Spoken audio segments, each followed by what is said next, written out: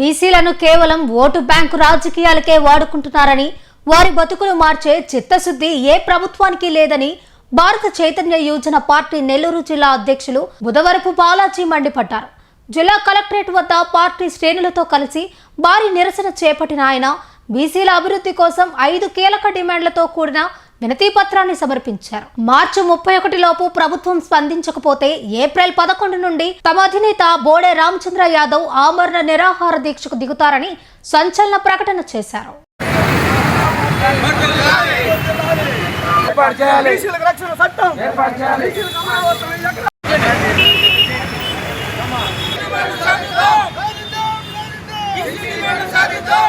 బీసీలను కేవలం vote bank రాజకీయాలకే వాడుకుంటున్నారని, వారి బతుకులు మార్చే చిత్తశుద్ధి ఏ ప్రభుత్వానికి లేదని భారత చైతన్య యోజన పార్టీ నెల్లూరు జిల్లా అధ్యక్షులు బుధవరపు బాలాజీ మండిపడ్డారు.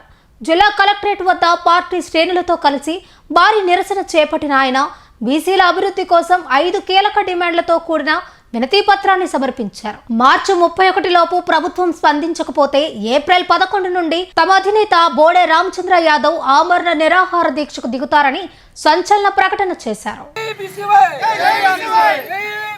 బీసీలకు 5 డిమాండ్ల సాధన కోసం నెల్లూరు జిల్లా కలెక్టర్ను కలిసి వినతి పత్రం ఇచ్చేదానికి మా జిల్లా కార్యవర్గం అంతా కలిసి ఇక్కడికి రావడం జరిగింది.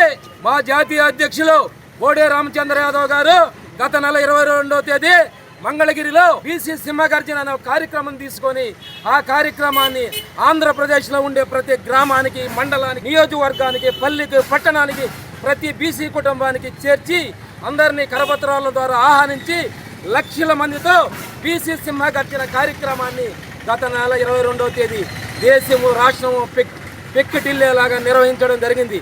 ఈ సింహగర్జన కార్యక్రమాల్లో ప్రధానంగా 5 డిమాండ్లు రాష్ట్ర ప్రభుత్వానికి సవాలు విసరడం జరిగింది. వాటిని వెంటనే తీర్చమని కూడా కోరడం జరిగింది. ఆ 5 డిమాండ్లలో ప్రధానమైనది బీసీ రక్షణ చట్టం.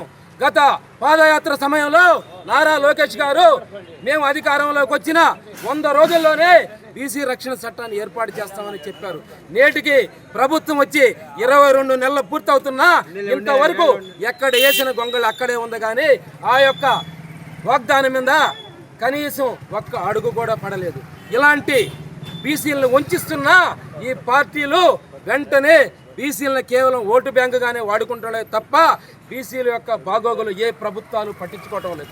దానికోసమే మా బోడే రామచంద్ర యాదవ్ గారు ఈ నెల 31వ తేదీ లోపల ఈ డిమాండ్ల పరిష్కారంగానే ప్రభుత్వం చేయకపోతే వచ్చే నెల 11వ తేదీ మహానుభావుడు పూలే జయంతి రోజున ఆమరణ నిరాహార దీక్షకు కూర్చుంటానని పిలుపునిచ్చాడు విజయవాడ కేంద్రంగా ధర్నా చౌక్లో. దీన్ని ఈరోజు ఆ 5 డిమాండ్ల యొక్క అంశాన్ని ప్రభుత్వ ప్రతినిధి అయిన నెల్లూరు జిల్లా కలెక్టర్ గారికి తెలియజేసి దీన్ని రాష్ట్ర ప్రభుత్వానికి చేర్చమని చెప్పేదానికి ఈరోజు మా జిల్లా కార్యవర్గం అంతా వచ్చాం.